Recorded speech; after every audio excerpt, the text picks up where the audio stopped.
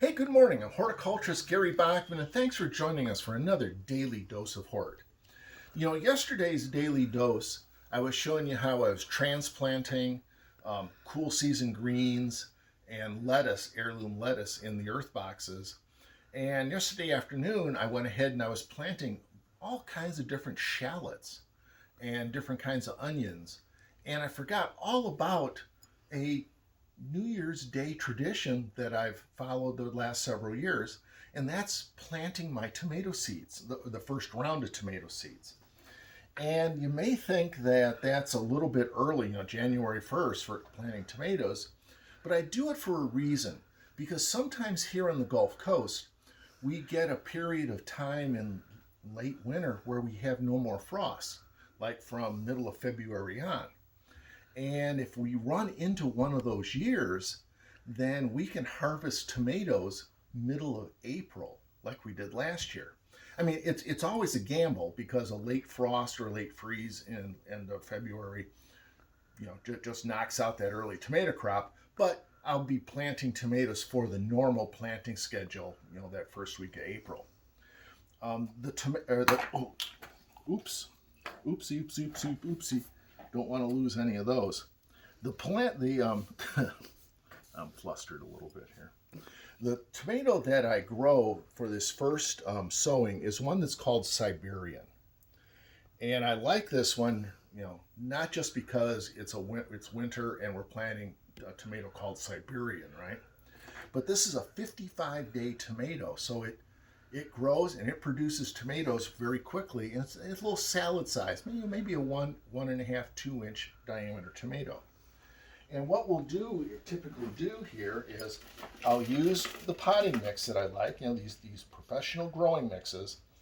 Don't really do much with the germination mixes. I have a pretty good luck by just using my regular mix. But what I'm going to do here is I'm not just going to plant 1 or 2 seeds per cell. I'm going to plant a whole bunch per cell. And you might say, well, why are you doing that, Gare? Well, it's this idea of planting densely at this point in the cycle, and it doesn't take up as much space.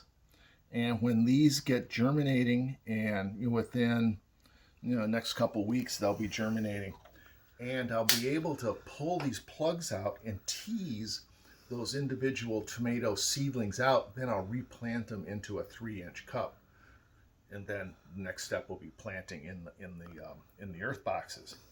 And just to kind of put a point on that, planting densely and not taking up as much space, because let's face it, if you're starting plants indoors now, you don't have a lot of space. You don't have a big greenhouse. So you need to be efficient with your space. This is very efficient. And just to point this out, if I was going to plant 6 heirloom tomato varieties, 1 or 2 per cell, I would use 6 different cell packs. But if I use this densely packed or densely sowing method, I need, I can grow and can start those 6 heirlooms in a single 6-pack. Much more efficient with space.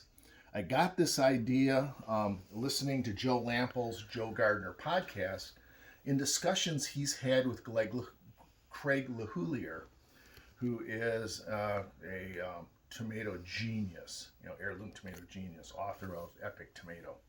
So anyways, I hope this gives you some ideas on how to be efficient and starting with,